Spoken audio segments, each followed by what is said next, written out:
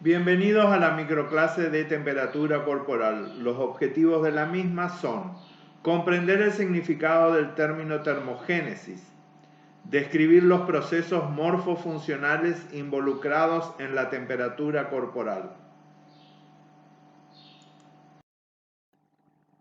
La termogénesis es el proceso de producción de calor en los organismos y ocurre en todos los animales de sangre caliente, es decir, los animales homeotermos, que son los que mantienen constante su temperatura corporal frente a las variaciones del medio ambiente mediante la producción de calor señalada. Para que exista una temperatura dentro de los parámetros fisiológicos normales, debe existir un equilibrio entre la producción y la pérdida de calor y a su vez obviamente entre los mecanismos que regulan la producción de calor y los mecanismos que regulan la pérdida de calor. A la temperatura la vamos a dividir en dos, la central o profunda y la periférica o cutánea. La temperatura de los tejidos profundos del organismo, que sería la temperatura central o profunda, suele permanecer muy constante, con un margen de más o menos 0,6 grados centígrados, salvo cuando estamos cursando una enfermedad febril.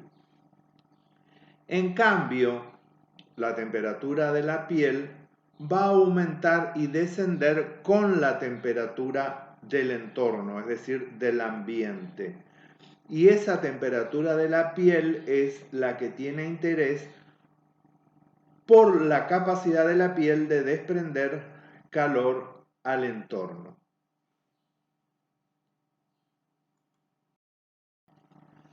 Al igual que los otros parámetros fisiológicos o variables fisiológicas que vimos en la unidad temática 1, la temperatura central normal, cuando lo medimos en cavidad bucal, como sucede habitualmente en nuestro consultorio, va a variar en lo que se denomina un intervalo normal de temperaturas bucales, que sería entre un mínimo de 36,5 y 37 grados centígrados. La temperatura corporal en realidad va a estar afectada por varias otras variables morfofuncionales y actividades, como por ejemplo el ejercicio. También varía con los extremos de la temperatura ambiental. Y todo esto obviamente va a ser regulado para que no disminuya demasiado o aumente demasiado la temperatura por los mecanismos termorreguladores.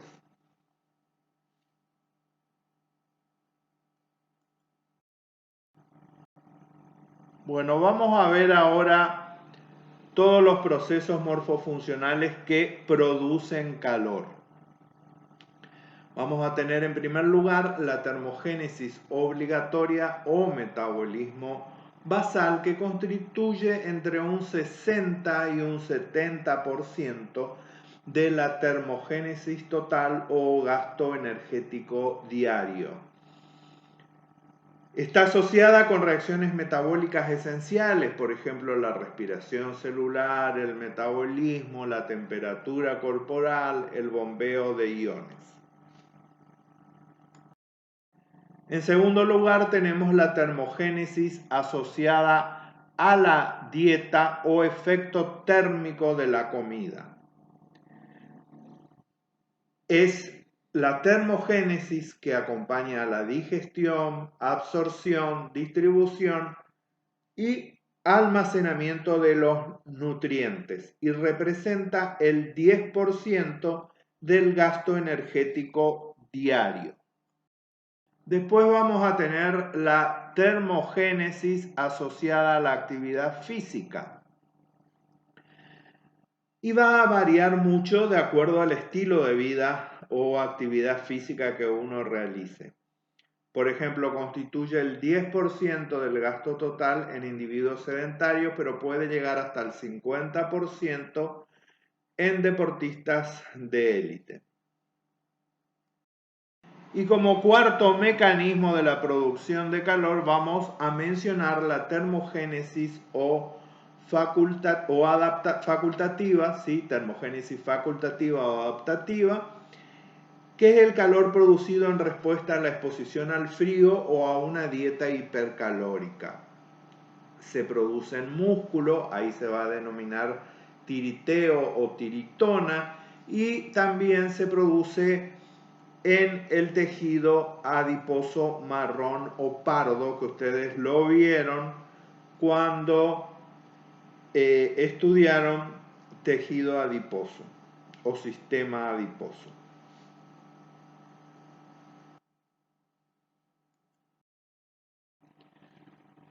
Ahora vamos a ver la pérdida de calor.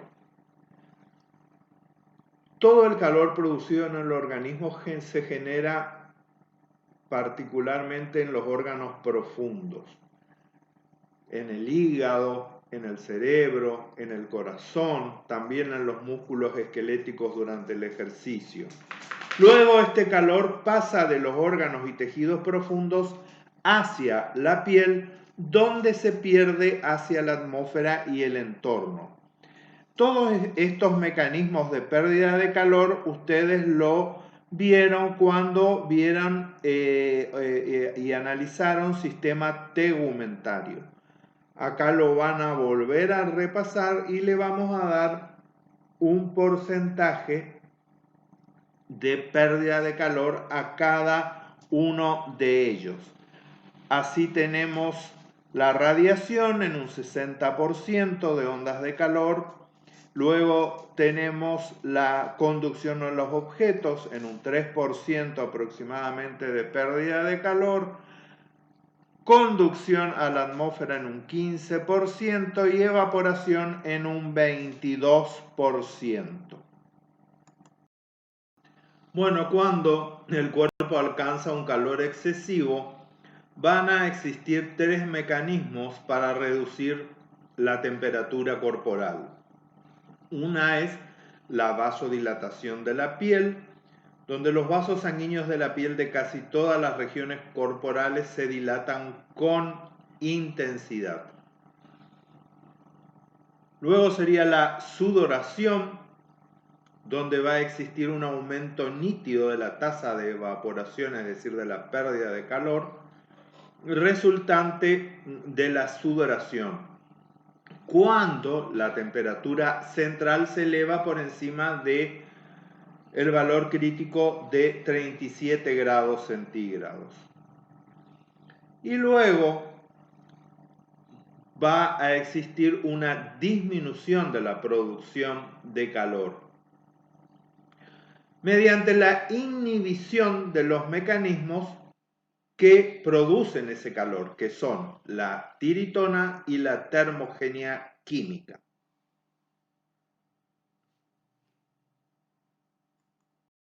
Ahora, ¿qué pasa si el cuerpo se enfría en exceso? Se van a desencadenar mecanismos que aumentan la temperatura, como sería uno, la vasoconstricción de la piel, la otra sería la piloerección. En este caso en el ser humano es muy rudimentaria, en realidad está desarrollada en los animales a través de los folículos pilosos para mantener una capa densa de aire aislante muy próxima a la piel, con lo que se va a reducir la transferencia de calor al entorno. Y luego, por último, sería tercero el aumento de la termogenia o producción de calor.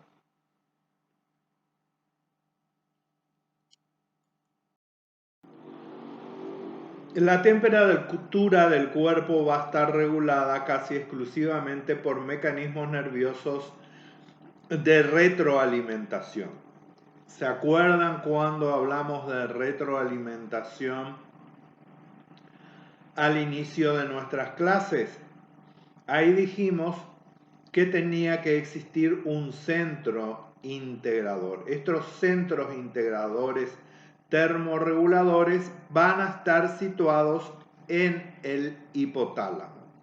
Así, en la zona hipotalámica anterior preóptica van a existir una multitud de neuronas sensibles al calor y también van a existir hasta un tercio de neuronas sensibles al frío.